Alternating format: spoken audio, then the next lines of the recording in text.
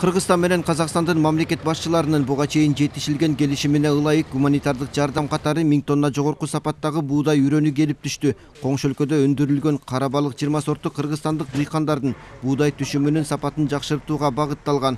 Кайрак жерге себүүдө жакшы көрсөткүч менен айырмаланган жаздык үрөндү өлкөдө жайылтуу чечими кабыл алынган. Жер иштетүүчүлөр Айыл банкка арыз менен кайрылып, 2 жылдык мөөнөткө күрөөсү жок, 4,5% менен алса болот. Банк 300 000 сом өлчөмүндөгү товардык насыя бере алат.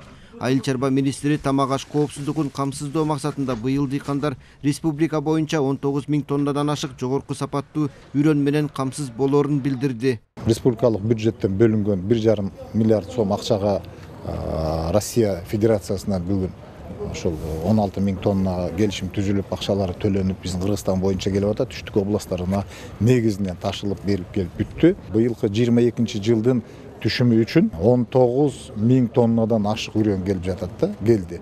Бул былтыркы Өзбекстандан келген 1000 тонна, бүгүнкү күндө Казакстандан келип аткан 1000 тонна, андан тышкары ошол Дүйнөлүк банктын колдоосу менен 2400 тонна үрөн жана ошол Россиядан келип аткан ошол үрөндөр барлыгы ошол 19,5 000 тонна жаңы жогорку сапаттагы үрөндөр Кыргызстандын дыйкандарына келип атат.